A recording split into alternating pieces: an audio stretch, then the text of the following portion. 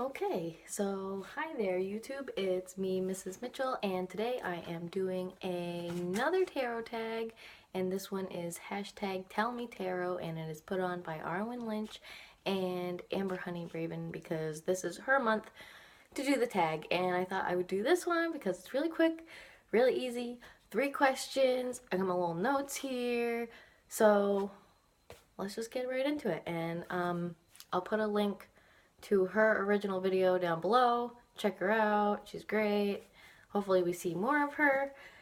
And yeah, it's hashtag tellmetarot. And the first question is, what magical features do you want to see in a deck? And I had like a bunch of different ideas for this. But then something that stuck out to me in one of my ideas, where I kind of have a book that's an example of what I was talking about, but I wish that the tarot cards could like interact with each other in the reading. So you could be like, how this card relates to this one, and they could have like a conversation and see how their relationship goes. Sorry. Um, but this is a book that's really great. Anybody that's interested, totally check it out. I love it. But like, see how they're reaching out of the card to each other? Like, I think that would be awesome if they could really do that. Like, it would be so cool. And you could really get a really good picture to see if, see, oh, do they get along? Do they not like each other? What other million kind of examples I could think of? Um, but that's what I thought of for what would be a great magical feature to have in a tarot deck. And it'd be like the story coming to life. Um, and the second question is, what pet peeve do you have when looking at tarot or oracle decks? Um, it was hard to narrow it down, but I think this was a great exercise because it got me to realize what probably my biggest pet peeve is and what holds me back on buying a lot of decks. And I know it kind of doesn't make sense, and honestly, it's not even one of the things I wrote on here, but it all kind of stems to it with a lot of the decks that I look at.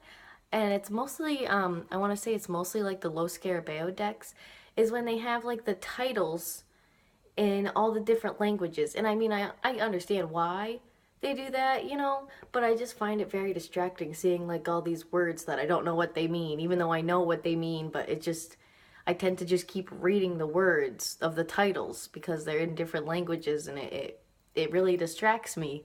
Um, I mean, that was just one of them. My other pet peeve, I suppose, is which I have with my favorite deck actually is the Anna K, and it has the black borders, but the cardstock is just so chipped. Like the color is just chipping off the sides every time I shuffle it, and I love it, and I'm gonna keep shuffling it until it's all chipped off, and I don't really care. But I just think that that's something else, other than the boxes being really flimsy. That's also kind of like, why give us such a flimsy box? I'd rather just have it in like a drawstring pouch or something if the bag's gonna be so flimsy. Because at least the bag, even if say like, oh, I didn't like the deck or something happened, I could still reuse the bag for something else. These flimsy boxes, they just get chucked in the recycle bin, honestly. Um, but yeah, let's see. I had something else written on here for one of my pet peeves.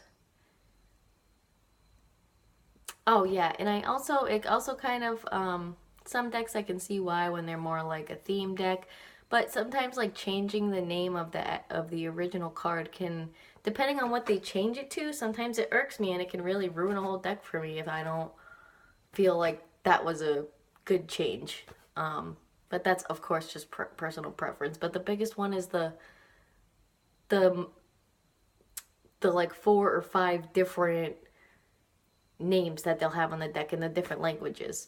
Like I said, again, I get why, that it's accessible to more people, but I just find it to be a big distraction, and a lot of the time they don't have the English separate from the other languages, so I can't just trim it off, which is very frustrating.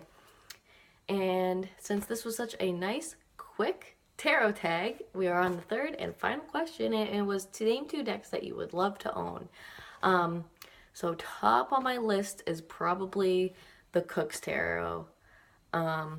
I'm a cook myself, and the Cook's Tarot, I just love that kind of art. It's very like warm and comforting looking to me, and I can really relate to a lot of the images, and it just seems very home feeling and like an old sweater or something. And then the complete opposite of that, I suppose, is the other end of my preference for tarot, but I think you can still get it online. I just procrastinate and I haven't bought it yet. But the Templar Tarot, the Journey, that comes with like the extra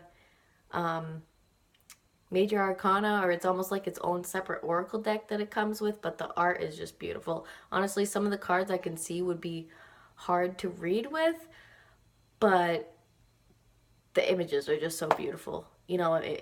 I'm not sure if it's even Rider-Waite-Smith, but I just like seeing the images, and they're just so beautiful and intricate, and the details in the paintings. I believe they're paintings. I'm not sure, but it's just beautiful. If you haven't checked either of those out, totally check them out. It'll just make your wish list grow. So maybe don't check them out. So I know everyone has an ever-expanding wish list. But yeah, so that was really nice and quick. That was only 3 questions. So if you made it this far through this video, then totally give me a little like, comment, subscribe, something down there, and let me know that people are actually watching. And this is also a competition, so I will be putting my link in the comment section of Ember Honeyraven's video, and I will putting her link for the original video down below. Alright, well, that's all I got for this video, so enjoy. Bye.